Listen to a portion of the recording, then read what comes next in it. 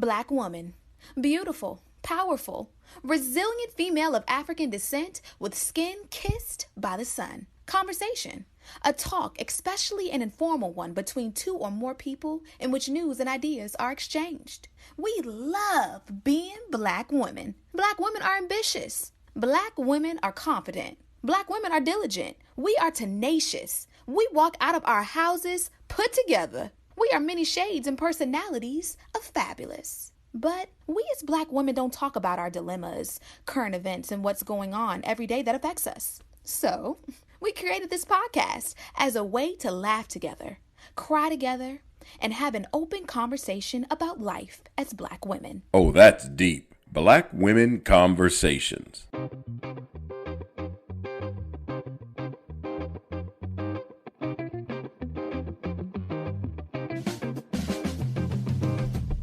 Hey, Nicole. Hey, Janine. How's your week been? It's been very restful. Well, I feel like, I guess I did go to work this past week leading up to Christmas. But now, Christmas has come and gone. We're almost in the brand new year of 2022. And I feel like I'm ready for 2022 to be here. I don't know what is in my brain. I'm so over 2021 that I feel like I'm going to flip a switch. It's going to be 2022. And then, something is going to happen and everything is going to be fine and the world's going to open back up and everybody's going to be vaccinated and the pandemic will be over and then we'll be able to live happily ever after because we survived 2021 and we're in 2022. But I know the reality of it is that's not true. But nonetheless, I'm still ready for 2021 to be over with. So within my healthcare landscape, if you will, I would say probably 40% of the people that I deal with may have COVID now. Literally, two of the hospitals that I'm at, the majority of the ER staff's out because they have COVID. People have to wear shields, even shields and masks, even in COVID negative rooms. Before we had to wear masks, but now we have to wear masks and shields, and people cannot eat in common areas anymore, like no eating in the break rooms or anything like that, because COVID is so rampant and the Omicron variant is so contagious that it's taking staff out. So my sonographer is out with COVID. There's some sonographers out at other locations with COVID, and people have their flights canceled, so they can't even get back into the city. It's a hot mess right now, but I'm glad that I don't have to come back to that hot mess until 2022. Because guess what, folks? I'm off all week. I'm off, and I'm excited about it. I'm excited too. I actually have been spending my time trying to recover because last week, as everybody knows, I kind of sounded like a man. I've officially been diagnosed with pneumonia, which Nicole has educated me on how I developed pneumonia. The one thing that I have learned, and this is not my learn something new, but there is a pneumonia vaccine. So get a flu vaccine. That's number one, because I'm the only one in my house that did not have a flu vaccine, and I'm the only one that got sick. Get a booster shot, but don't get a booster shot while you're sick because that's not going to help you. And get a pneumonia vaccine. And in my search for both the booster and the flu shot, I've learned that you can take the flu shot and the booster shot at the same time and be perfectly okay. So when I go get my booster, I'm also going to get a flu shot. And then later on down the line, I'm going to get a pneumonia shot. Because let me tell you this, when you lay down and you feel like you're about to drown, like you swallowed water the wrong way, just from laying down, it kind of makes your life flash before your eyes. And then it makes you say, you know what? That's actually, Nicole, what made me go to the patient first, because I went to go take a nap. I literally could not breathe. Like it felt like I was trying to inhale water. And I was like, yeah, time to go. So I am now recovering from pneumonia. But enough of that. How was your birthday? I was sort of in my feelings a little bit on my birthday. Oh, no, why? I didn't really talk about it much, but I don't know. It dawned on me. I was up. I was cooking 3 a.m. I made gumbo and cornbread dressing and greens and mac and cheese and crab bake and dirty rice. And, I was doing my thing. I didn't have my mama wasn't there. She went out of town for the holiday. It was just me in the kitchen doing my thing. And I will say, it was good. I can cook. People forget I can cook. My husband was like, oh my God, I didn't realize you could cook. What do you mean you didn't realize I could cook? Anyway, needless to say, I definitely showed and told that I can cook, okay, based on this Christmas. But in the midst of all that, at like 6 a.m, it dawned on me, 6 a.m, Christmas morning, I'm 39. I am 39 whole years old. This is my last year of my 30s. And that may have been some of the reasons that I didn't really celebrate my birthday. I celebrate Jesus, but didn't really celebrate my birthday because I was sort of in my feelings. I was like, man, I'm 39. I feel like the year has gone by. I feel like the last 2 years have gone by. I feel like COVID cheated me of the last years of my 30s. And I feel some kind of way. So now I'm vowing to celebrate the whole year of 40 now. Okay. So I'm going to try to be intentional with doing things and celebrating myself and treating myself all year long to celebrate my last year in my 30s. It really wasn't a celebrated occasion. Well, we all knew that you could cook. We're glad that you reminded James that you can cook. But I would just like to say, I'm sorry that you feel cheated out of your last years of your 30s, but the last 2 years have been kind of whack. So I'm glad that we are getting past all of this so that we can celebrate your 40th with a bang. Have we decided where we're going yet? Have we talked about this? I have not talked about this. I don't know where to go. I don't know if I should even be going anywhere. So that's the thing, Janine. Like, I really don't feel like the outside is, by the time I turn 40, we'll probably still be inside. We're rebuking that in the name of Jesus. I am going to, listen. Can't be inside for year number 3. Let me tell you something. I'm willing to risk life and limb. If we get to this time next year, it's just going to be what it is. Because I already missed a trip to Jamaica this year. I've missed, it's too many trips that I'm missing that I will need to be outside by next year. I'm just saying, people are already losing it. And Janine is maybe like a smidge away from losing it. But if she has to stay inside for a whole nother 365 days, that's going to be problematic. I can tell Listen, if they don't shut the country down right now, and it's not going to happen, right? Because Biden's approval rating is so low that he's scared to make a move.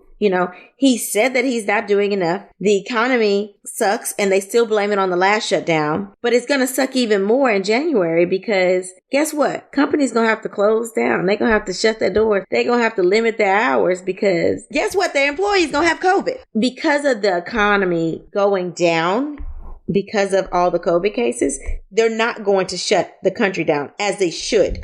They should shut travel down.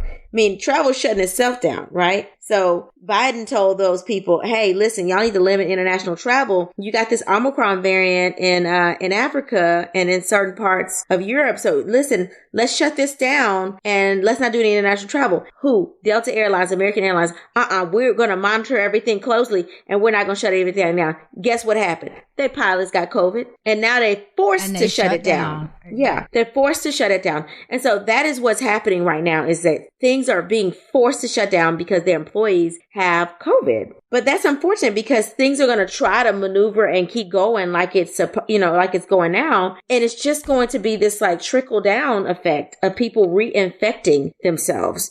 People think, oh, I got COVID already. I got it over with. You can get COVID again, especially another variant. And the longer we're exposed like this, the more the virus replicates and there will be another variant that comes. It will be. Now, the question is the next variant going to be as deadly? Now, Omicron doesn't seem as deadly, but it seems more infectious than Delta. But who knows? If the next variant comes, it could be more deadly. We don't know. So I'm not, I'm being Debbie Downer. Let me stop. I'm in my feelings right now. I just had this 39th birthday. I'm like, I'm just hopeless because the country is like not doing what they're supposed to do and everybody's being real selfish. And I'm like, we're depending on everybody else to get their acts together to not infect everybody else. And it's just, there are too many conspiracy theories floating around. I'm like, oh my God, what happened when people actually listened and said, oh, okay, well, this is what's recommended. I'm going to get vaccinated. Like polio came, you got vaccinated. You didn't want to have your kids with the limp. You got vaccinated. Right. It's too much freedom. That's what I think. I think that we should have certain freedoms, but I think that when it comes to, I will say community freedom, sometimes freedom isn't necessary. Sometimes you just have to do what's best for the greater good. That's just my opinion. I'm sure someone will say that I'm a communist. Right. I'm like, then with China. Let's talk about back to your birthday. We are going to travel wherever the travel ban is not, where they have minimal COVID cases. And we're going to be on some exclusive island somewhere, so we don't have to be worried about who has COVID and who doesn't. Everyone will be vaccinated and tested, and we will spend 2 weeks there and enjoy your 40th birthday. We are not about to be stuck in the house while you turn 40. It's just not going to happen. It's not happening. I'm going to claim that. And so I'll have to ask for suggestions of where we should go for the birthday turn up. Yeah, maybe I'll ask for suggestions. That'll be good. Yeah. I'm telling you, I have like 5 of them off the top of my head, but I'll save them for when you ask the people. See what they come up with, and then I'll give you some. Save them from when I ask the people. Okay. So, Janine, how has your week been? I mean, once I started feeling a little bit better, it was good. The first half of the week, I asked Ken every day, I said, do you feel sick yet? Because I just knew that I had COVID. Like, I had been tested, came back negative, got tested again, came back negative. But in my mind, I was like, how can one be this sick and it not be something called COVID, right? Because I had never, I've had pneumonia before. I've had the flu before. I have never felt this sick a day in my life.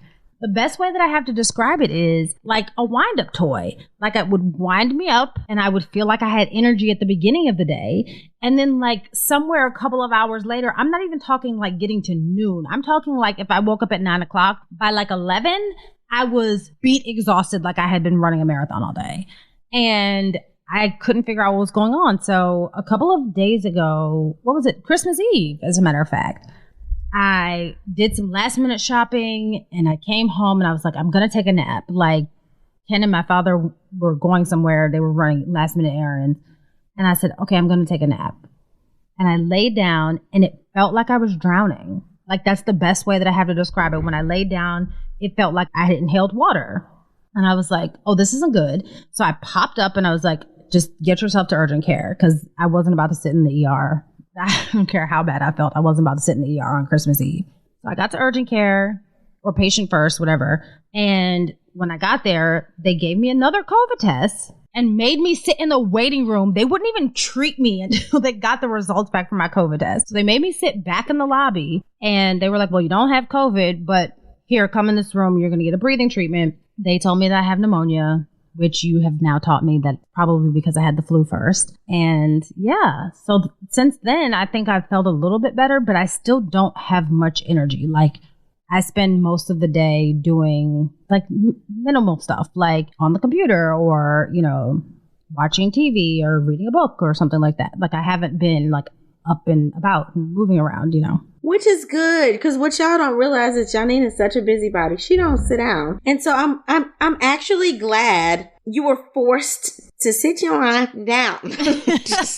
I'm very glad that you were, because running around not resting, not hydrating, it would have just made this linger on. And you don't sound like a man this week, girl. So I'm glad that you're back. Yay! I'm so excited because, but again, let me tell you something. This week I've learned of at least 8 friends, friends, not even people that I work with, that have COVID. And it's when I tell you it's scary, people's holiday parties have been canceled that they were vaccine only. And, unfortunately, even if you have a vaccine, if you test positive for COVID, it's done. So people's holiday parties got canceled. Some people weren't able to come home because, what we were doing at the beginning of COVID, where they were having Christmas where the person with COVID was still outside and they're kind of talking to them from outside the door. A lot of people tested positive, and it only has been within the last couple of weeks. Thank you, Thanksgiving, is all I have to say. Oh, that makes sense. Mm-hmm. That makes sense. It's funny how there are 2 major holidays within a month of each other. Boom, boom, 2 major holidays. So, and COVID just was well, I need to fit in there somewhere. COVID is an opportunist. That's all. Ugh. All right, y'all. I promise we ain't talking about COVID this episode. So Janine, what's on your timeline? So this one is a little bit different because I've kind of been unplugged this week. So this one doesn't come from my timeline, so to speak, but rather some things that I've been reading offline. And I thought it was appropriate because this time of year is when we reflect on the year past and look ahead to the new year and what we would like to see, come of the new year. And oftentimes we make resolutions at this time of year. They tend to focus on the bad habits that we're trying to get rid of and the good habits that we want to adapt into our routine. But these New Year's resolutions, I don't understand how New Year's resolutions have been going on for so long and we still haven't figured out how to master them. But I digress. So it takes between 18 and 254 days. I know that sounds like a long time, but that's not even a year. 254 days to form a new habit, with the average being about 66 days. But usually by mid-January, our New Year's resolutions are out the window. They're gone. So again, they say like 80% of New Year's resolutions are broken. I would venture to say 100% of New Year's resolutions are broken because we don't really stick to anything, especially in this country. But I digress. So this age-old tradition is just a thing that I guess we are so accustomed to that we kind of just keep giving it a try every year. But my question is, why are we always breaking our New Year's resolutions? So I kind of was delving into it, not intentionally, just kind of based on some things that I was reading. So because we are living our lives so fast, like you said, I'm a busybody. I'm always doing something into something. Because we're living our lives so fast, we kind of live our life on autopilot and we don't take the time to be mindful of what's happening in our lives every single day. And we don't take the time to be mindful of our intentional actions versus things that have just become routine. And then we don't really focus on how our actions and the things that go on in our lives really affect us. And it kind of goes back to the reason that we started this podcast. We don't really think about that. We don't talk about it. We just kind of just keep moving because there's something else that has to get done. So we're going to talk about that real quick. We're going to think and become more mindful about the things that we're doing, the things that we've kind of put on autopilot, and the things that we need to maybe let go of, and how our actions are affecting others, but more importantly, how they're affecting us and our mental and emotional well-being. So I read this article by Hallie Levine, and the article is entitled The Ultimate New Year's Resolution and Why a Mindfulness Practice is the Only Commitment You Really Need. So in the article, it talks about how often we have all of these lofty goals and aspirations, but they often kind of get stuck in our head. Like they're an idea, like, you know, we want to make this kind of money or move or buy a new car, new house, or whatever it is that we're looking for.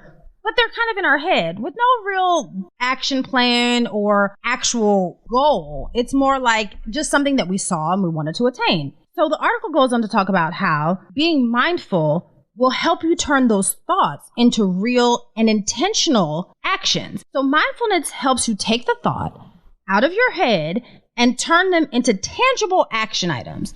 So simply by thinking just a second longer and asking yourself the why and the how, it kind of gives you an action plan. So for example, the traditional New Year's resolution is, I want to lose weight. Well, let's break that down in a mindful terms, right? Why do you want to lose weight? Well, I want to lose weight so that I can look and feel better in my clothing. And I'd like to lose weight so that I can be healthier.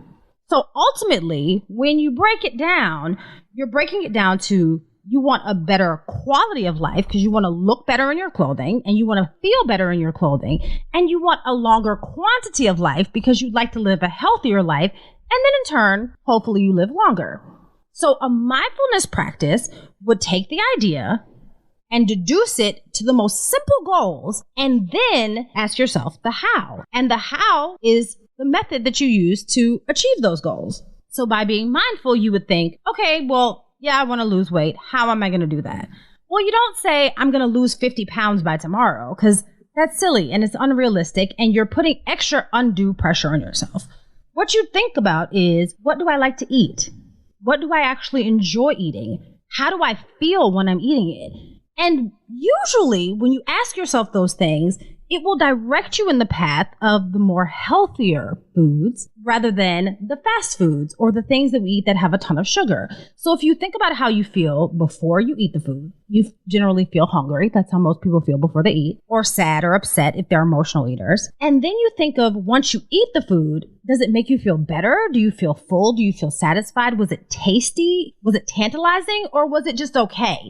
If it was just okay and you kind of feel sluggish and lethargic after you eat the food, maybe you should stay away from that. But unless you actually think about those things, you probably miss that whole interaction with your brain and food because you're just eating because it's what you're used to doing. Then let's talk about activity. So a lot of people think, well, I'm going to work out 10 times a day or run 6 miles or 10 miles or however. And if that's not you and that's not your personality, then that's not a sustainable goal. So some people like to have dedicated workouts and other people like to just incorporate activity into their daily life. One of the things that I've noticed since I started my new job, there's a lot more walking. Well, unintentionally, I lost 5 pounds. And I was like, wow, I didn't even have to try. And I don't mind it because I'm already walking, doing the work. And it's not something that I had to think about. Now, that's not always going to happen. Everyone does not have a job where they are as active.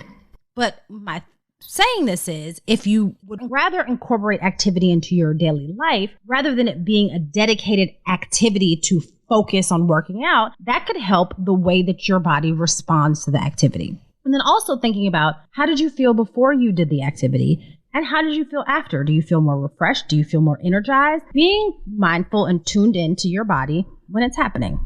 Okay, so let's go past this. Finding out why and how helps you set small, attainable goals so that you're able to achieve the things that you're ultimately valuing. So the ultimate value is, I'd like to feel good in my clothes, look good in my clothes, and be healthier so I can live longer. And if you create small attainable goals, like I'm going to eat things that don't make me feel as lethargic or don't make me feel sluggish, and I'm going to be more active of things that I actually enjoy doing, maybe taking a walk. Maybe I don't enjoy running miles, but maybe I can take an extra walk. Maybe I like playing with puppies. Maybe I can walk dogs. Whatever it is, something that you actually like doing that you can sustain for long periods of time, little by little will help you achieve the ultimate goal that you're trying to achieve. So I'm currently reading this book. Yes, it's an actual book, Nicole, an actual hardback book, not an ebook, not an audio book, like an actual hardback book, right? The book is by Antonio Neves, and it's called Stop Living on Autopilot, Take Responsibility for Your Life, and Rediscover a Bolder, Happier You. And in the book, Antonio talks about how a lot of us are outwardly meeting expectations. We are meeting and exceeding expectations. We have the great job. We're climbing the corporate ladder. We have the cute, happy family. We have the cars that we want, the houses that we want. On paper, when people Google us, we look amazing. We look like we have it all together. But much like social media, that's only telling part of the story. Because a lot of people who are meeting and exceeding expectations have an inner turmoil. And the turmoil kind of sounds something like, well, have I missed my prime?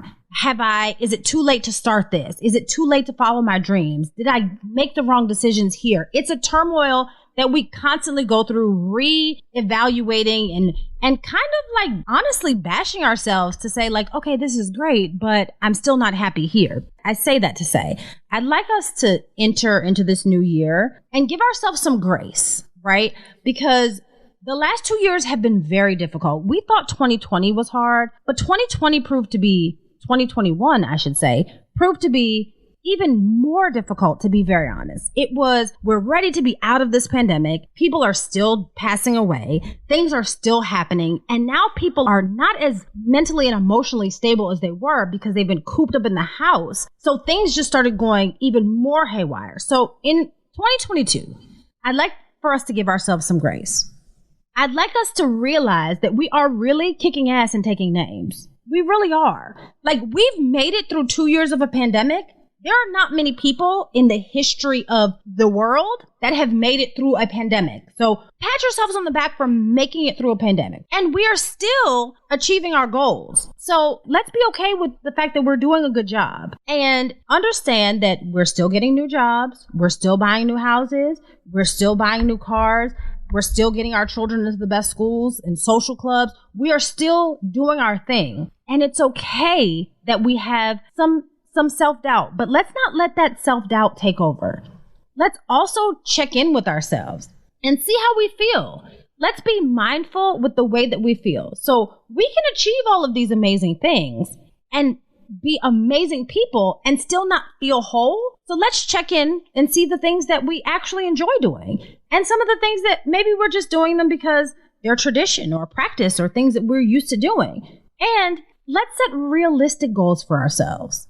Because we have to be honest. We are still human. We're not machines. We're not perfect. We're never going to be perfect. So let's set realistic goals for ourselves And let's stop doing things because we've always done them, or stop doing things because we think it's what we're supposed to do. And let's be more intentional with our thoughts and our practices, and be intentional about doing the things that make us happy and whole. What do you think, Nicole? I think that sounds like a fantastic book. I will say, I think that it's a great time. It's always a great time toward the end of the year, beginning of a new year, to reflect and figure out what you're going to do. But I know we had a guest who was a sex therapist on the show a while back that kept reminding us during the show that it's a pandemic. And although that show was a while ago, it's still a pandemic. So do give yourself grace. I mean, if you don't know exactly what you want to do in 2020, that's okay. If you don't know what you want to do in 2023, that's okay too. If just living a better version of yourself is your resolution, that's fine too. But I think that what I would add to what you said, because everything you've said is great, is this year, let's not compare ourselves to other people when we're setting our goals. You know, we tend to do that. And 2020, 21, see how I merged that all together? It's all 1 year, 2020 and 21, 2020, 21. Okay. Those 2 years squished together. I mean, they were a hot mess. And social media, especially like TikTok and Instagram and all these things that are taking off and getting your attention that otherwise probably wouldn't have had your attention pre-pandemic, cast people in the light that they want to cast. So everybody is married with 2.5 children and a dog and the best job of their lives, and they're TikToking and jiving and letting you see that their family is amazing, when in all reality they're on the verge of divorce and their dog just died and they lost a job. Okay, nobody is going to show you the bad stuff that's out there. So just take what you see on social media with a grain of salt, and your goals are your goals. Okay, express them to people who care so that you speak them into existence. But the haters, you just gonna have to set your goals and let them see your goals be achieved after you achieve them. Okay. So let's not do this whole comparison thing in 2022. You focus on you. Okay. What about your business? You and what makes you happy, because what makes you happy is not necessarily going to make the next person happy. How your marriage works is not necessarily how my marriage works. Okay. Everybody's different. What your kids do, not what going to be what everybody else's kids do. Okay. Your kid may be great in sports. My kid can read good. Okay. So like, don't compare those things. Like, let's stop that. Okay. With the goal setting. But I think it's a fantastic read. I'll have to get my hands on it and read it as well. I'll send it to you. Thank you, boo. So, you ready to talk through these goal setting New Year's resolution letters from our listeners? Go ahead. Let's do it. This one's pretty straightforward. It's from Monica. And she says, Nicole and Janine, my 21-year-old daughter is so unmotivated and I don't know what to do. She was an above average high school student, but wasn't a good fit for college. So she dropped out after her freshman year at Jackson State and moved back home. She said she would get a job, but it's been a year and a half now and she's only worked one temporary job. She now wants to move out and wants me to help her get her own apartment for the new year. She says that in 2022, she wants to be more of an independent woman. But how can I really help her do that? How can I motivate my daughter to set some goals for herself and get a job or finish her education? I'm going to say what my parents told me. You got two options in this house. You either go to school or you go to the military and or get a job. Meaning the military and or getting a job was one option, or you go to school was the other option. I feel like you need to give Monica, I think you said her name was Monica. Monica, you need to give your daughter those same options, because what we're not about to do is say school is not the right fit for me, which it's not the right fit for everyone. So let's make that clear. Everyone is not meant to be a college graduate. Some people are just better at trade or creativity or things like that. Like, books are not everyone's strong suit. But what you're not about to do is say you want to be independent, but you don't have a means to make yourself independent. Being independent does not mean that you live on your own on my dime. Being independent means you live on your own dime. And what it sounds like is your daughter left Jackson State, decided that she wanted to be whatever it is that she wanted to be. I don't remember. But she's worked a temp job, but she hasn't followed through with that. If she has not already started following through with work, I would venture to say it's not likely that she'll be able to follow through with maintaining the bills at an apartment with the electricity and the gas and all the other things that you have to pay, with the rent and the cable and yada, yada, yada. The bills that you don't expect when you're a child and you think, oh, it's easy, I can do this, until you have to do it. And you're like, I'm just working to pay bills. I say give her those same options that my parents gave me. You either go out and find you a good job or you go back to school. Now, my parents, they would pay and help me as long as I was in school because that was the trade-off. Now, when I wasn't in school anymore, I had to get a job and make sure that I could sustain myself. And I know that we're in this generation now, because Nicole, you and I are part of the same generation, that we don't want to do something that's not fulfilling for us. We're not about to be out here flipping burgers or taking a good government job just because we get a paycheck at the end of the week. Money is not our motivation. Happiness tends to motivate us a lot more than prior generations, right? But you know what makes you unhappy? Being broke. I tell my husband all the time, I'm allergic to being poor. And I'm going to tell you why. There's too much that I want. There's too much that I've seen. And there's too much that I know is out here for me to have access to. And I am too intelligent to not use the brain that God gave me to make some money. And if I'm not making money on the brain that God gave me, I'm doing something wrong. And that's why I say I'm allergic to being poor. Now, granted, I'm not ignorant of the fact that circumstances could change and you never know what tomorrow will hold. So I'm not saying that I will never be poor. What I'm saying is I'm not striving for that, right? I'm going to always strive to make another dollar, to make another experience, to learn another something so that I can expand my horizons. And I would encourage you to encourage your daughter to do the same. We don't want her out here saying, well, I don't want to do this because that doesn't make me happy. Well, it's also not going to make you happy to not have a place to stay, because it's only a certain amount of time, based on the way that you wrote this letter, that you sound like you're going to be willing to put up with this. So your daughter needs to figure out what it is that she's going to do to sustain herself. Even if she's not living in the lap of luxury. She needs to figure out what she's going to do to sustain herself so she can get off your purse strings. What you think, Nicole? I agree with what you said, but I would add, it sounds like mama trying to live her best life too, right? You got an adult woman in your house that's not working.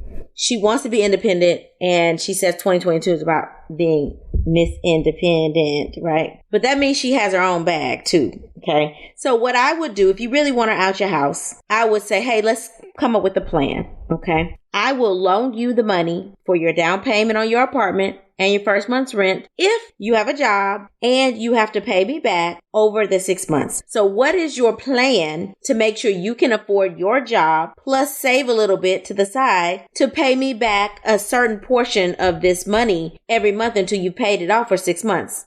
How are you doing that? Okay. So if she has a plan, if she plans to get a job, I would encourage her, hey, get a job, save up your money for a couple months, and then you can put that towards your new apartment, because you're going to have the following things. You're going to have furniture. You got to turn your utilities on. You're going to have gas in your car. Do you even have a car? You might need to get a car. You need to make sure you can get to and from work. So I will help you front the cost of the startup of your down payment and your first month's rent, but you have to have the other things, and you have to have a plan to pay me back.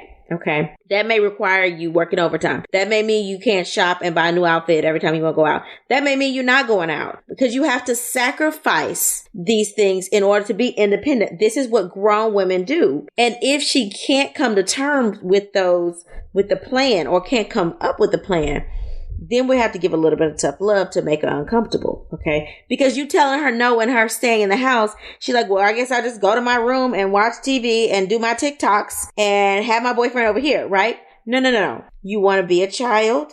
You will act as a child, okay? So that means that you're going to have some chores around the house. You ain't going to have no TV in the room. You're going to have a curfew. And after your curfew, you locked out, okay? If you don't like it, then you need to do something to devise a plan to get on up out of here. So for me, I would make it very uncomfortable for her to stay in the same situation. That may be the motivation she needs to get out of your house and get a job. Now, you don't want to press her too much, because you don't want her moving out and being with some boy that's going to abuse her, or being with some raggedy friends that's going to, turn on the drugs and anything. So I get it, but you do need to initially come up with a plan, or tell her to come up with a plan, because you want to help her. You're not saying you're not helping her. Help her, but you need to let her know that the help doesn't come for free. She's going to have to pay you back. That's what being independent is all about. Okay. And I would see, what does your plan look like? Does it look like going to school? What do you want to be doing 10 years from now? And if what you want to be doing 10 years from now requires a college degree, then when in this plan are you planning to go back to school? Plan, mama. You can't just sit there and expect for her to all of a sudden become motivated if she's an unmotivated child. So you have to make her have a plan to get out your house. Yeah. I'm here for you're always nicer than me. I'm not loaning you a dime. Not loaning you anything. I will give you money if you're in school, but I'm not loaning you a thing. And I'm going to tell you why. But she's not in school. And she's not working either. If she were working and had some work history, I might consider loaning the money, right? But I said, once she gets a job and she's employed for a couple months and she saves her money, then you can loan her the money to get her out of your house. She can't walk around her house naked no more. Probation period, right? Like that's it is 90 days. But then who's to say at day 91 she's not gonna quit that job and take your money and be like, sorry, Mom, Kate. That's on her. That's on her. Listen, she just has to show that she has income. I'm not co-signing it. I'm not co-signing her apartment. Okay. She gonna have to, I can give you the money, but I'm not co-signing. You got a job. You can put your place of employment down. You put your income down. I'm not co-signing nothing. Got it. And I would tell any parent, don't co-sign nothing unless it's a student loan. And I don't really think you should co-sign those either. Make them kids take out their own student loans. I said what I said. Make them take out their own student loans. You gonna have these kids in debt forever, Nicole. I don't care. The parents should not be in debt over these students. Because what happens when it's listen, I got my own student loans. I'm making my own student loan payments. And guess what? When I think about, I'm not going to go to that job that didn't piss me off. I think about them student loans. And I say, I'm not going to do that. I got to pay my student loans. I got to get me another job before I quit this job because I got the student loans. Now, if the student loans were in somebody else's name, they're not on my credit. I don't have to worry about that. I'll be like, well, I'll pay mama back when I can pay her back. Moving on, because I don't need that, because I don't, that's not in my debt to income ratio. I'm not really worried about that. Mm-hmm. Y'all better make these students take out their own student loans. Listen, I'm all about parents making sure their kids are prepared. And if you can pay the cash up front for your kids, that's fine. And I always say, there was a whole Pregnancy Pros episode on this, like making sure your kids are set up for financial success. Yes, you should be starting college funds and things like that when your kids are less than age 5, okay? But let's say that college costs too much money, okay? Or you haven't started it. Make them take out their own loans. I said it. Make them take out their own loans, because when they get those refund checks, it's going to hit different, okay? And when they looking for a job, they understand they only got a 6 months grace period. They got to start paying back these student loans. I'm not saying you can't help them pay the student loans back, but I'm a firm believer that it should be on you, okay? If you can pay some up front and help them through their education, that's great. But parents mortgaging their houses to make sure their kids have student loans, and then the kids drop out of college or they don't finish school? No. We need to do a whole episode on that. Who should take out the student loans? But I am very much in agreement that the child should take their own student loans out. That's true. I agree. I feel like now I was blessed that my parents took out some student loans, but the student loans are in my name. They just help pay back. Which is fine, but they shouldn't be in the parents' name. Let me tell you, when Harrison Plenty goes to college, guess who's not going to have no other loans? Once I pay my loans off, I ain't paying nobody else's student. You have to pay your own student loans out. Thankfully, I might give you some to have a college fund. So he does have a college fund. He very much so does. I believe it's my responsibility to set him up for financial success. But once you get there, if it's more than what I budgeted, and you want to go to a school that costs more than what's in our budget, it's on you, player. You can do that, but that's on you. That's true. Look, I'm here for it. Look, parents, their role, Monica, your role was to make sure that your daughter got out of high school and into college. And you did that. She got into Jackson State. She said it wasn't for her. So she now needs to regroup and redirect. And if you are like Nicole and you're nice, you can loan her some money. If you're like me, I'm with the second part of what Nicole said. Just make her uncomfortable. When you make her uncomfortable enough, she'll figure it out. I promise you, she'll figure it out. We've all been there. Maybe not to this extent, but we've all been there where we're like, we kind of rest on our laurels and we feel like, oh, okay, this is easy going. Something comes and shakes it up and all of a sudden we're uncomfortable. We get it together. Trust me. She'll get it together. Make her a little squeamish real quick. She'll be fine. All right, Janine, what is your letter? Okay, so my letter says, ladies, I just want to say I love the podcast. I listen every week, and my friends and I have brunch to discuss what was talked about on the podcast. Thanks, guys. We appreciate it. So, I'm writing for 2 reasons. First, are you all having a vision board party again this year? Second, I need a bit of advice. And then it has the covering eyes monkey emoji. This past year, I did a great deal of soul searching. I divorced my husband after 15 years of marriage. I moved across the country to Arizona and opened up a spa and essentially started my life over. Spa ownership is far from the by-the-hour billing Manhattan attorney life that I left behind. While I initially was happy with my decision, I'm now bored. The crazy thing is, I don't really miss any of my friends or family because I see them. I think I just miss the rat race. The problem is, I don't know what I'm missing or what I'm looking for. Ladies, did I make a poor decision? And should I go back to practicing law? Sheila. All right, Sheila girl. Yes, I feel like we definitely need another vision board party. And I think that we should probably do it sometime at the end of January. But we will, honestly, we haven't thought that far, but we will think about that. But because I was thinking about a vision board party, seriously, literally today. But yes, we will do a vision board party. I just don't know when yet. So that's number 1. Number 2, Sheila, thank you so much for listening, girl, and having brunch, whether it's virtual or in person with your girlfriends to talk about it. Yeah, girl, I love it. Number 3, did you make a bad decision? You seem to be a brilliant person, right? That's not too many people that can go from practicing law to open up a spa in Arizona at that place. I mean, Arizona is a pretty competitive place to have a spa, and you're bored. So that means that you probably are successful, because people that are like not successful aren't bored. They're trying to figure out how to be successful. They're staying up really late nights trying to figure out how to market and advertise. So that's not your situation. Maybe we should meet up and have the spa, have the vision board party at your spa. So what kind of spa is this? Like, let me know where are we coming? Okay, maybe not the vision board party. Maybe we can do something in the summer. Let us know what kind of spa you have so we can make plans to come and visit, okay? But no, I don't think that you made a poor decision. I think that you made the decision that was right for you at the time.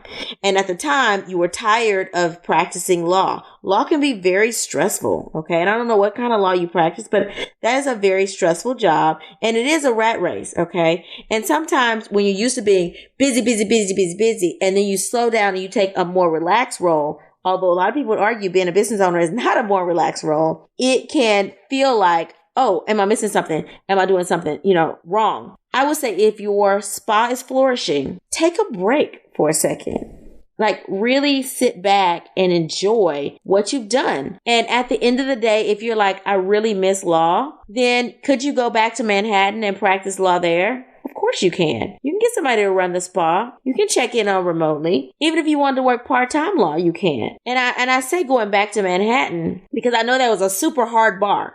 Okay. I don't know if the Arizona bar is some kind of way grandfathered in with the New York bar. I don't know. Okay. But I know that that's a hard bar. Okay, so that's why I say you could go back and practice at least part-time and oversee your spa in Arizona at the same time. Or you could get barred in Arizona and start a practice in Arizona. That would be a little bit of a challenge for you, something to do if you really miss law. Now, practicing law in Arizona may have a different pace than practicing law in Manhattan, though. But with you practicing law and having a spa at the same time, that may be enough to keep you busy. And then you could always get something else to keep you busier. What's your personal life look like, Sheila? You got divorced. but we got another boo. Because sometimes the chaos of going through the motions of getting divorced can be overwhelming. And then once you get it over with, you're like, ooh, I'm no longer arguing. I'm no longer negotiating. I have more time on my hands. I'm bored, but that's because that piece of your life is empty. Perhaps you should start dating again. Maybe not even seriously, but hey, get on social media. Get on a dating app. That can entertain you a little bit more. I would say, perhaps, mingling a little bit before you decide to up chunk your life and go back to Manhattan or take on a whole different job and responsibility in Arizona. See if it's just that you're having a void that needs to be filled in your social life, because that can be a lot of it if you are now by yourself. What do you think, Janine? I think there's a reason that you moved from Manhattan to Arizona. Manhattan is known for the rat race. It is 24 hours a day, 7 days a week. Something is going on, especially as an attorney. You are on. You're constantly on. There's no off button. It's New York. That's what happens. That's why people go to New York. They find themselves in New York or find out what they're not ready for in New York, right? I'm assuming that you said that since you were married to your husband for 15 years, that you were in New York for quite some time if you did not live there the majority of your life. You went from New York, you didn't go to DC, you didn't go to Philadelphia, you didn't go to Baltimore. You went across the country to Arizona. There's a reason that you did that. There was something inside of you that you took the time to listen to in your quiet time that told you needed to go to Arizona and do something that's so vastly different from what you did before. You went from being an attorney, arguing with people all day for a living to make money, great money, to being an owner of a spa where people go to be serene. So I think that we need to revisit what the space you were in when you made the decision to leave Manhattan and leave attorney life and go be a spa owner. As Nicole said, it's evident to us that you're successful because you wouldn't be bored if you weren't successful. And you said that you don't miss your friends and family because you see them regularly. So let's figure out what noise is it that you're missing or you think you're missing. And really, are you missing the noise? Or is this the first time that you haven't had every moment of your life programmed? If this is because you don't have every moment of your life programmed, then maybe you just need to reconnect with yourself. Maybe this is the chance to reconnect with yourself. Not having to be worried about a husband. You didn't say whether you had kids or not, but not having to be worried about kids, not having to be worried about clients, not having to be worried about anything except for this spa business, which seems to be going pretty well. So if that's the case, find a hobby. Find something that you enjoy doing. Discover who you are at this phase of your life. You don't need to necessarily go back to practicing law. I don't necessarily think that that's what you're looking for, right? I think that that's what you would be comfortable with because that's what you're familiar with. But I don't think that that's what you need. What I think you need is to reevaluate who you are. Who is Sheila? Who is Sheila at this point in Sheila's life? And what does Sheila like? Does Sheila have hobbies? Would she like to meet new friends? Would she like to discover some new hobbies? Is there something that she's always wanted to do that she never had a chance to do? You can start again, as you have. So start again, and not just with your career choice, but what you like to do in your free time. Now that you have free time, it seems foreign to you. It seems like you don't quite know what to do with it. But now that you have free time, enjoy it and find some things to do to fill that free time that's not work. I would venture to say that when you find what you like to do in your free time, your actual free time that's not work, you won't be bored. You will have a group of friends and maybe even create a new community that you didn't even know was out there. So stick with the direction that you're going. I wouldn't suggest going back to law. Stick with the direction that you're going and rediscover Sheila. I think it's a great time to rediscover Sheila. Let me say this. Let me tell you what happened to Sheila. Sheila got a divorce. She was overwhelmed. She was running from that man, her in-laws, all the drama that came. She said, I'm going to move far, far away and I'm going to open a spa so that I can relax and help other people relax. And I'm not going to see no stressed out people again. And so I'm going to be here in Arizona with nobody else and not going to be stressed out. And I can go visit people when I want to visit them, but I don't have to visit them because it's COVID. So I'm going to make an excuse not to visit them. So that is what Sheila did. So Sheila may actually love practicing law. She may love it. And if that's your passion, don't lose your passion because this man done ran you out of town. Okay. But if it's not, girl, get you a new boo. Go somewhere, relax. Get your new boo and get a hobby with the new boo, like Janine said. But a new boo will help you forget about the old boo. Just saying. Just saying. And take lots of pictures for the gram so we can see your sizzle reel, Sheila, because we want to see it. I'm just saying. Mm-hmm. And don't let no man run you out of town, girl. Just saying. But congratulations on your spa. Yeah.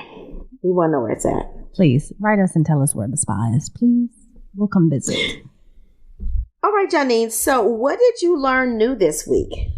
So in the article that I read, there was a doctor, Dr. Greg Hammer, and he created a GAIN method, GAIN method.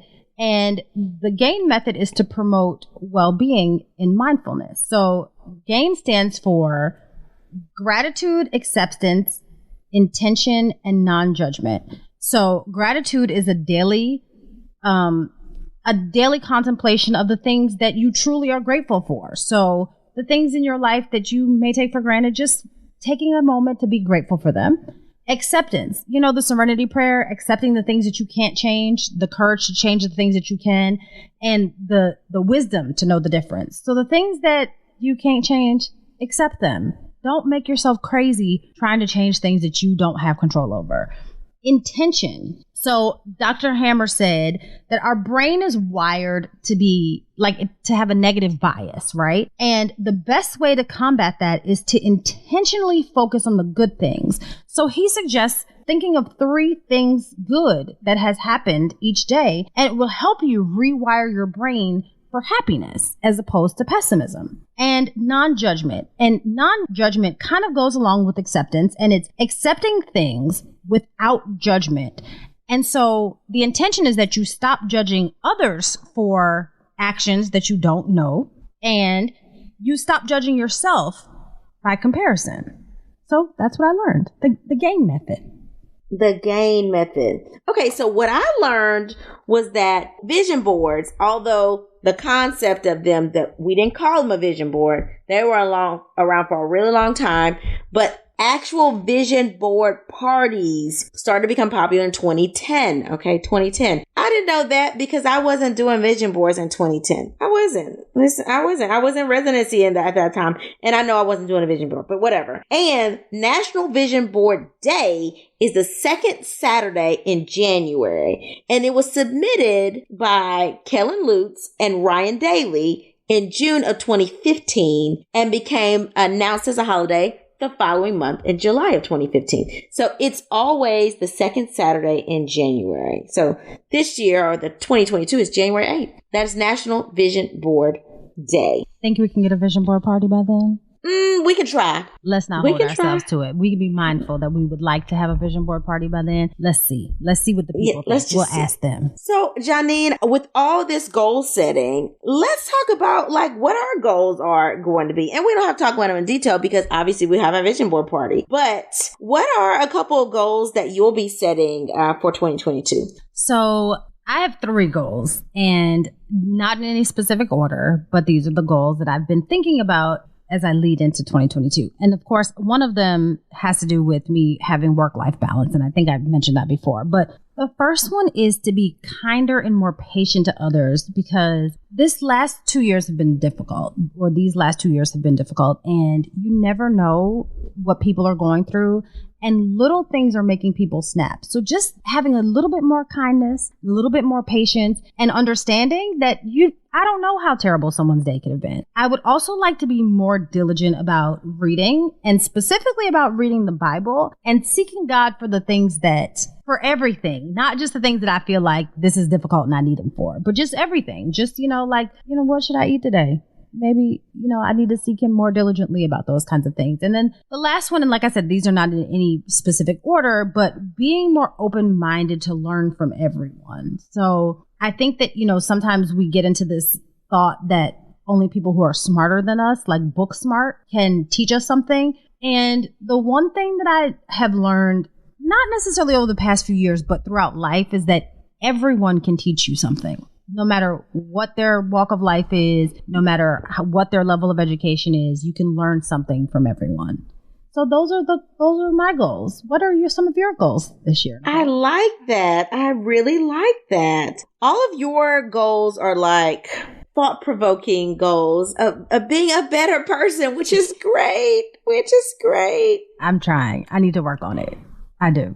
Well, my goals are very tangible. I'm a black and white girl. I'm a Capricorn, okay? 2 heart, and I like to check the boxes. Absolutely. So my first goal is to find a school for Harrison for next year. Like that is like my number 1 goal for this year is to make sure he's enrolled in a decent school. And then my number 2 goal is to pay down some of the student debt. So you know that the pause on the repayment got extended to May of 2022. I don't know why Biden won't just get rid of them things. Listen, if he got rid of them, I wouldn't be mad because I've been aggressively paying them down over the past year. I wouldn't even be mad. I wouldn't be like, oh my God, I lost all my money. I'd be like, oh, okay, thank you, bro.